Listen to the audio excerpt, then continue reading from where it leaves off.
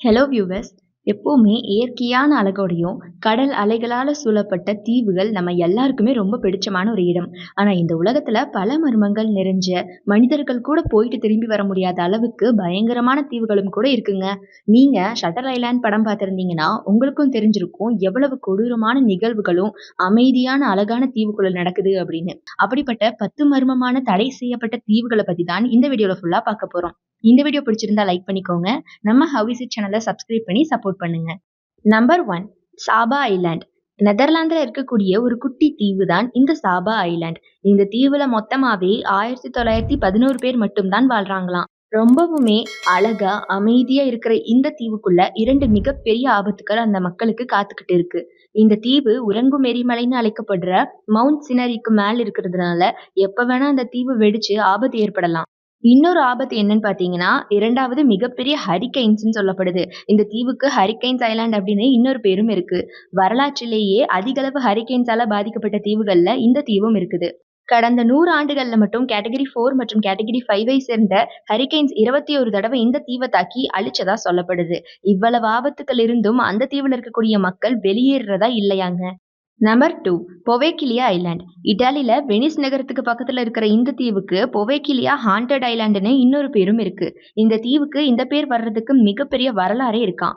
கிபி 421க்கு முதல் இங்க அதிக அளவுல மக்கள் வாழ்ந்ததா சொல்லப்படுது. ஆனா 1379ஆம் ஆண்டு நடந்த போர்னால இங்க இருந்த மக்கள் வெளியேறியிருக்காங்க. அதுக்கு பிறகு 1776ஆம் ஆண்டு லேக் நோயால பாதிக்கப்பட்ட லட்சக்கணக்கான மக்களை இந்த தீவுல தான் குவாரண்டைன் பண்ணியிருக்காங்க. அதுல இறந்து போன 1,00,000 மக்களை இந்த தீவுல தான் புதைச்சிருக்காங்களாம். அதன் பிறகு 1922ஆம் ஆண்டு இது ஒரு மனநோய் மருத்துவமனையா மாற்றப்பட்டதா சொல்றாங்க. அப்போ அங்க இருக்கக்கூடிய டாக்டர் நோயாளிகள் மேல பலவித ஆராய்ச்சிகளை மேற்கொண்டதாகவும் அதுல நிறைய பேர் இறந்து போனதாகவும் சொல்லப்படுது. அப்படி இறந்து போன நோயாளிகள் அங்க ஆவியா சுத்திட்டு இருக்கிறதா நம்பப்படுதுங்க. இப்பவும் கூட அங்க இருக்கக்கூடிய ஹாஸ்பிட்டல் கட்டிடத்துல நிறைய அமானுஷ்ய நிகழ்வுகள் நடக்கிறதா சொல்லப்படுது. நம்பர் 3, தி ஃபரலான் ஐலாண்ட். அமெரிக்கால இருக்கக்கூடிய சான் பிரான்சிஸ்கோ மாகாணத்துல தான் இந்த தீவு இருக்குது. இந்த தீவை டெவில்ஸ் டீத் அப்படின்னும் சொல்றாங்க. இந்த தீவுல இருக்கக்கூடிய பாறைகளும் குன்றுகளும் பார்க்க பேயோட பல்லு மாதிரியே இருக்கிறதுனால தான் இதுக்கு பேரு டெவில்ஸ் டீத் ஆமாங்க. பேர்ல மட்டும் இல்ல, உண்மையாவேமே இந்த தீவு ரொம்ப ஆபத்தானதும் கூட. ஏன் அப்படின்னா 1946ல இருந்து 1970 வரைக்குமே அமெரிக்க அரசாங்கம் இந்த தீவுல கிட்டத்தட்ட 50,000 கண்டெய்னர்ஸ்ல நியூக்ளியர் கழிவுகளை புதைச்சிருக்காங்களாம். அதனால இந்த தீவுல ரேடியேஷன் ரொம்பவே அதிகமா இருக்குமா. அது மட்டும் இல்லாம இந்த தீவை சுத்தி இருக்கக்கூடிய கடல் பகுதிகள்ல ஒயிட் ஷார்க் அப்படின்னு அழைக்கப்படக்கூடிய ரொம்பவே ஆபத்தான சுறா மீன் இனம் அதிக அளவுல இருக்கிறதா சொல்லப்படுது. இது இரண்டுமே இந்த தீவை ரொம்ப ஆபத்தான தீவா மாத்தி இருக்கு.